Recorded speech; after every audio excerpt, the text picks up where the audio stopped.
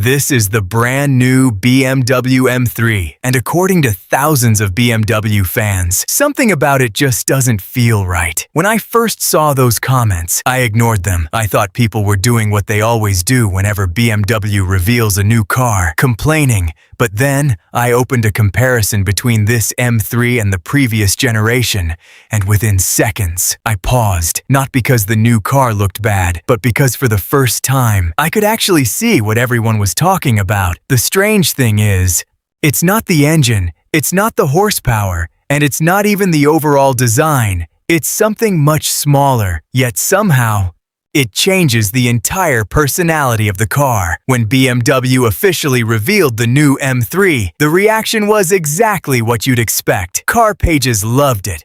Journalists praised it.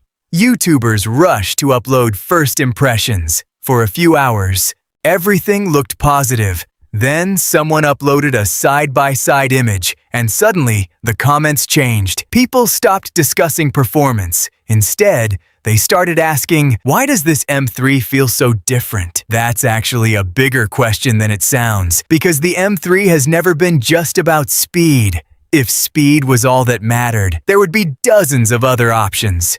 People buy an M3 because of the way it makes them feel. Every generation built that. Reputation, the E30 became an icon, the E46 became a legend. The E92 gave us one of the greatest V8 experiences ever. Even the G80, after all the criticism, eventually earned respect. So why is this generation creating such a different reaction? The first thing I noticed was BMW's new design direction. Everything looks cleaner, more modern, more futuristic, and objectively, that's not a bad thing. But then another question came into my mind. Can a car become better on paper while feeling less emotional in real life? The more comparisons I looked at, the more interesting it became. Nobody was pointing at one exact part. Some mentioned the front-end character. Others talked about the overall proportions. Some couldn't even explain it. They just kept saying, it doesn't have the same soul.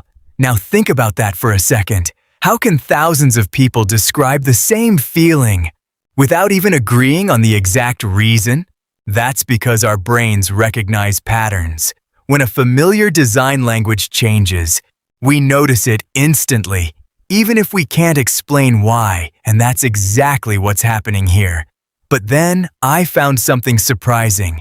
Many first-time BMW buyers actually prefer this design.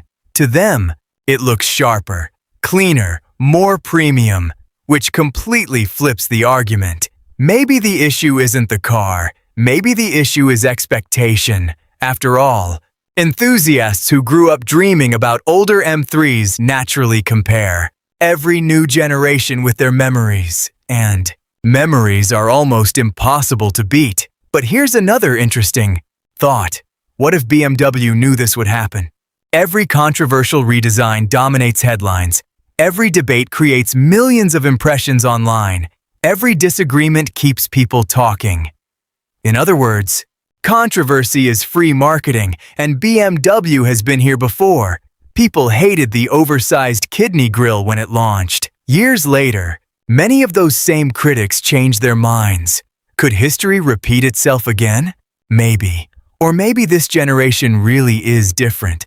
Personally, after looking at everything, I don't think one physical part is actually missing.